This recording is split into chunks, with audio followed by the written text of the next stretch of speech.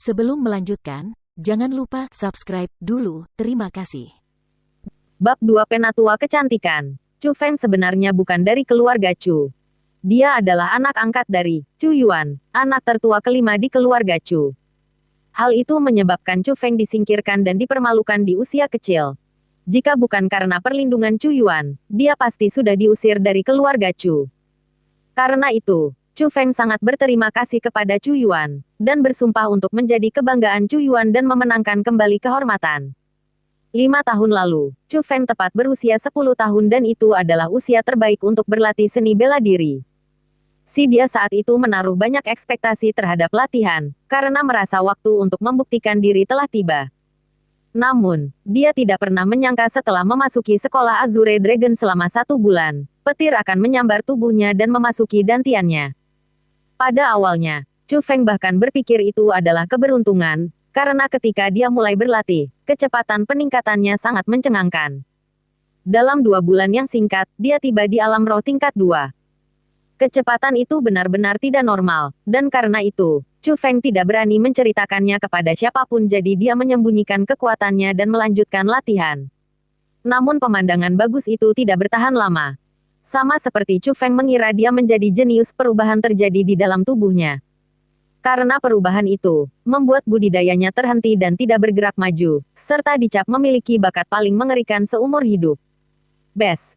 Pada saat itu, rumput Saint Spirit di tangan Chu Feng sedang dimurnikan dan diserap oleh dantainnya. Kecepatan pemurniannya sangat cepat dan melebihi akal sehat. Biasanya, dengan kekuatan Chu Feng, dibutuhkan setidaknya 1 bulan untuk memurnikan rumput Saint Spirit. Namun, melihatnya sekarang, itu sudah setengah sempurna setelah beberapa saat, dan dantian Chu Feng yang terasa seperti gua yang tidak pernah berakhir juga memiliki perasaan penuh. Bes, tiba-tiba, cahaya melayang di atas tangan Chu Feng dan separuh rumput Saint Spirit lainnya langsung menghilang. Juga, pada saat yang sama, segalanya berubah di dantian Chu Feng. 9 binatang petir saling menjalin satu sama lain. Itu bergerak dengan tergesa-gesa, dan itu benar-benar mengembun. Akhirnya berubah menjadi benda mirip pil. Setelah pil itu terbentuk sendiri, energi spiritual yang tak ada habisnya melonjak keluar darinya seperti air pasang yang menerpa tubuh Chu Feng. Segera, itu meresap ke seluruh tubuhnya. Suara mendesing. Chu Feng tiba-tiba membuka matanya, dan ada bekas kilat di dalamnya. Ekspresi yang tak terlukiskan terlihat di wajahnya. Saya berhasil. Setelah 5 tahun, saya akhirnya berhasil. Chu Feng sangat gembira. Dia melompat turun dari tempat tidur, dan saat dia berjalan berkeliling, dia mengukur tubuhnya. Dalam perjalanan budidaya bela diri, alam yang diketahui adalah sebagai berikut. Roh, asal, mendalam, dan surga. Itu adalah 4 alam besar, dan setiap alam dibagi menjadi 9 tingkatan. Alam roh tingkat 1. Poin utamanya adalah melatih tubuh fisik dengan metode khusus dan meningkatkan kekuatan. Tapi setelah mencapai alam roh tingkat 2, seseorang harus menggunakan cara untuk memadatkan energi spiritual. Hanya orang yang berhasil memadatkan energi spiritualnya dalam dantiannya yang benar-benar dapat memulai jalur budidaya bela diri. Tubuh Chu Feng berubah dan membuatnya tidak mampu memadatkan energi spiritual. Petir ilahi dalam dantiannya seperti 9 binatang buas yang lapar. Energi spiritual yang dipadatkan Chu Feng akan selalu ditelan oleh petir ilahi itu. Tapi dia tidak menyerah. Itu karena dia mengetahui bahwa meskipun petir ilahi menelan energi spiritualnya, tetap ada batasnya. Selama dia terus memberikan energi spiritual kepada dantiannya, dia bisa mengisinya suatu hari nanti. Dan hari ini, dia akhirnya berhasil. Ini adalah perasaan yang sangat kuat. Energi spiritual dalam jumlah tak terbatas mengalir ke dalam tubuh saya, seolah-olah akan menembus tubuh saya. Perasaan ini tidak terbayangkan oleh Chu Feng. Dia tidak pernah menyangka bahwa petir ilahi akan langsung mengembun menjadi pil dan menempati tempat di dantian. Energi spiritual yang dipancarkan oleh petir ilahi sangat padat dan melampaui imajinasi. Dia tahu bahwa bahkan dengan 5 tahun berkultivasi tanpa henti, dia tidak dapat memadatkan energi spiritual yang gitu kuat. Alasan kenapa dia bisa melakukannya adalah karena petir ilahi itu. Bes, tapi pada saat itu, tubuh Chu Feng tiba-tiba menjadi kaku, dan ekspresinya juga sangat berubah. Petir ilahi sedang berubah. Kekuatannya langsung meningkat beberapa kali lipat, dan dia tiba-tiba menerobos lagi dan melangkah ke alam roh tingkat 4. Apakah masa-masa sulit telah berhenti dan masa-masa indah telah tiba? Chu Feng dengan erat mengepalkan tinjunya dan dia merasa bahwa kekuatan ledakan di tubuhnya sepadan dengan penderitaannya selama 5 tahun.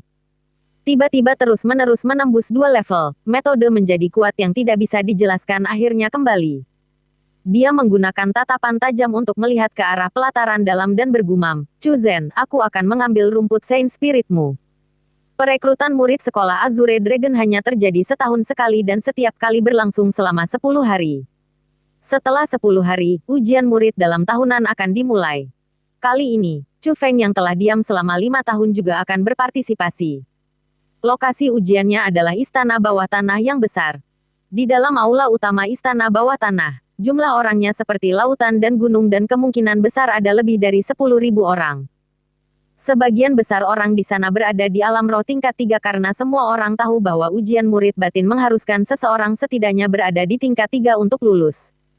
Namun, ada juga sebagian kecil murid di tingkat 2 dan mereka ingin mencoba melewatinya dalam kebingungan. Ada orang seperti itu setiap tahun, tapi kebanyakan berakhir dengan kegagalan. Hal yang perlu disebutkan adalah bahwa ada juga sebagian kecil dari level 4 di sana. Mereka bukanlah orang-orang biasa-biasa saja yang berlatih dengan lambat, bahkan beberapa di antara mereka bahkan jenius.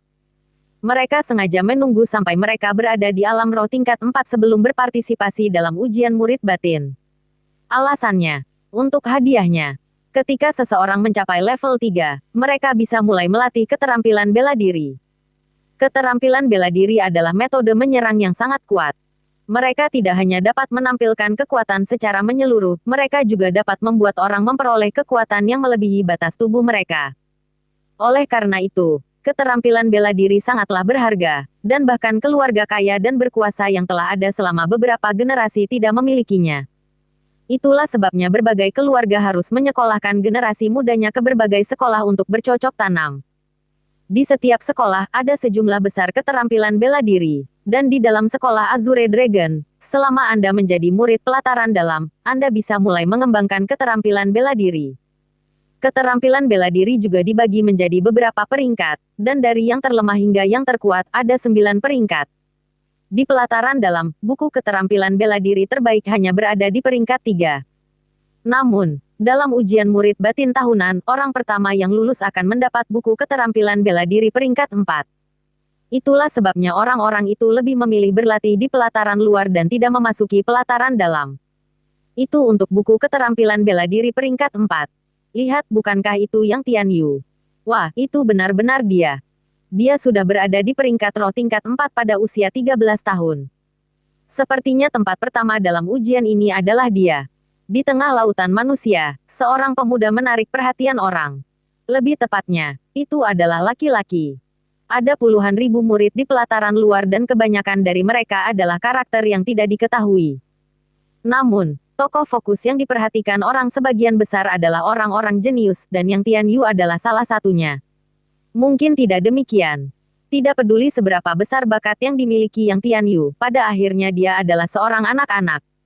Akan sangat sulit baginya untuk menjadi yang pertama. Ada banyak talenta tak dikenal di sekolah Azure Dragon, dan terkadang para jenius mungkin tidak mampu mengalahkan yang biasa-biasa saja. Misalnya, Duan Yuxuan itu.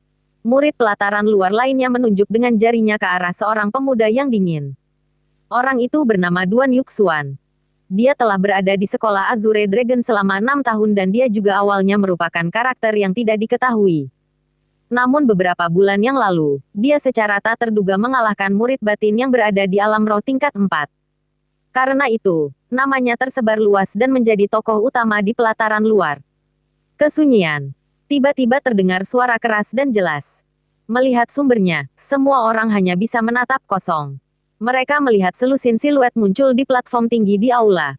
Kebanyakan dari mereka sudah lanjut usia, orang tua, dan mereka adalah tetua pelataran luar.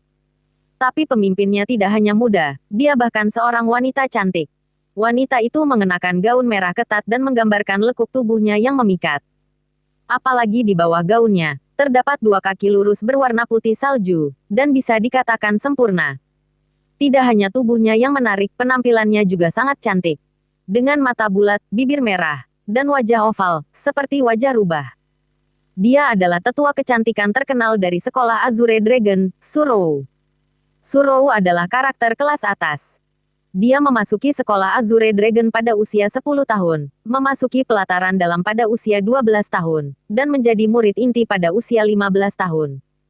Tapi saat semua orang optimis dan berpikir bahwa dia akan menjadi murid nomor 1 sekolah Azure Dragon, dia tiba-tiba menjadi seorang penatua. Tidak ada seorang pun yang mengetahui informasi orang dalam tentang perubahan ini, dan hingga saat ini, hal tersebut masih menjadi misteri dan dibicarakan dengan antusias oleh orang-orang. Wah, itu Surou. Bukankah dia seharusnya menjadi penatua di pelataran dalam? Mengapa dia datang ke pelataran luar? Dengan kemunculan Surou, semua murid laki-laki membuka mulut mereka dan beberapa bahkan meneteskan air liur. Para murid pelataran luar masih sangat muda. Kebanyakan dari mereka adalah remaja dan bahkan ada pula yang masih anak-anak. Bagi mereka di usia mereka, wanita dewasa seperti Surou memiliki daya tarik paling besar. Surou tidak memiliki kesan seperti orang tua saat dia tersenyum menawan ke arah kerumunan dan berkata dengan lembut, peraturan ujiannya sangat sederhana. Masuki gerbang di belakangku dan keluar dari gerbang lainnya. Dengan itu, kamu lulus ujian. Satu-satunya perbedaan adalah orang pertama yang lulus akan mendapatkan buku keterampilan peringkat 4. Anda bahkan tidak bisa mendapatkan ini di pengadilan dalam negeri. Tapi sesuatu yang perlu disebutkan adalah bahwa orang yang menjadi peringkat pertama tahun ini akan mendapatkan hadiah spesial lainnya. Bergantung pada sudut pandang seseorang, hadiah ini bisa jadi lebih berharga dari yang sebelumnya gelombang. Setelah mengatakan itu, Surou dengan sengaja memperpanjang intonasinya. Udara yang mempesona memenuhi seluruh aula.